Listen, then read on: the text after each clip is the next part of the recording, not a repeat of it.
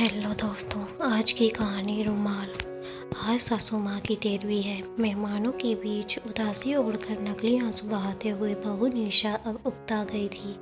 एक ननद को छोड़कर बाकी सभी मेहमान जा चुके थे। अब उसे इंतजार था सास की विरासत में छोड़ी हुई चीज़ें देखने का। उनकी अलमीरा के चाबी की जानकारी केवल नंद रानी को ही थी। उसने सबके सामने अलमीरा खोली। सामने ही लॉकर की चाबी और कागज का पुर्जा पड़ा था।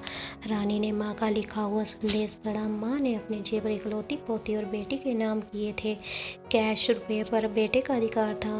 उनके सभी नए पुराने कपड़े गरीब महिलाओं में बांट दिए जाने का जिक्र किया गया था। एक सीलबंद पैकेज था जिसके ऊपर एक पिन किए हुए कागज पर लिखा हुआ था, यह पैकेट बहू के लिए है, लेकिन वो इसे अपने बेटे मेरे पोते अमन की शादी के 1 वर्ष बाद ही खोल सकेगी। मेरी अंतिम इच्छा के अनुसार तब तक यह बैंक के लॉकर में रख दिया जाए। बेटे ने वह पैकेट बैंक के लॉकर में रखवा दिया। दिन गुजरते गए। 6 महीने बाद अमन की शादी हो गई।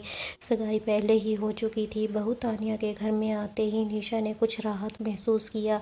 अब वो अपना ध्यान अपने पति और अपने स्वास्थ्य पर ही देना चाहती थी। वह बात बात पर बहू को निर्देश देती, लेकिन तानिया उसके कहे को एक कान से सुनकर दूसरे कान से झट से निकाल देती थी। सास की कही बात पर उल्टा जवाब देती थी। धीरे धीरे सास को रसोई से बेदखल कर दिया। समय गुजरता रहा और निशा हालात से समझौता करती गई। अब पुराना संयुक्त परिवारों का जमाना नहीं रहा जब सास बहू पर हावी हुआ करती थी। आज की बहू सास को अच्छा होने का मौका ही नहीं देती, बल्कि ऐसा माहौल पैदा कर देती हैं जिससे उसे बुरा साबित किया जा सके, और मौका मिलते ही पति को लेकर उड़ जाती हैं। कि सदियों के इतिहास के वे पन्ने जब सास बहू पर हावी हुआ करती थी, आज की बहुओं ने फाड़ कर फेंक दिए हैं। सास कितनी भी पढ़ी लिखी और समझदार हो, लेकिन बहू स्वतंत्र ही रहना चाहती है और इसके लिए चाल बुनती ही रहती है, और सास का नाम ही परिवार की सूची से मिटा देना चाहती है। उसने भी तो यही किया था अपनी सास कांता देवी के साथ।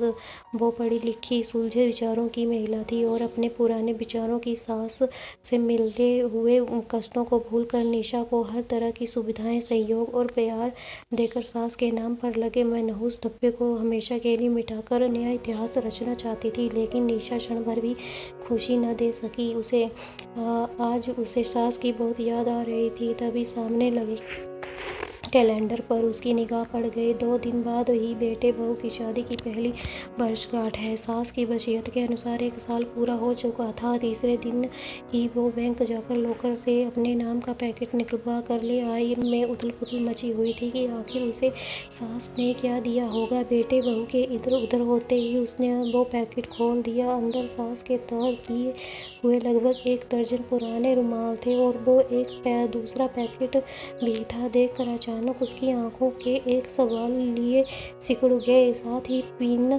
किए हुए कागज पर लिखे हुए शब्द पढ़ने लगी। बहू, ये वे रुमाल है जिनसे मैं अपने बेटे का विवाह होने के बाद 1 साल से मृत्यु पतन आंसू पोंछती रही। पढ़कर उसकी आंखों से अविरल आंसू बहने लगे। रोते रोते उसने दूसरा पैकेट खोला। उसमें उतने ही बिल्कुल नए रुमाल थे और वैसे ही कागज का टुकड़ा पिन किया हुआ था। उसे कहीं से सास की आवाज़ सुनाई दी, बहू रो नहीं रही हो ना, ये रुमाल तुम्हें अपनी अंतिम सांस तक आंसू पोंछने के काम आएंगे। और उसने एक रुमाल उठाकर अपने आंसू पोंछ लिए। अगर आपको हमारी कहानी पसंद आई हो तो कहानी को like, share, comment and subscribe करें। धन्यवाद। राधे राधे।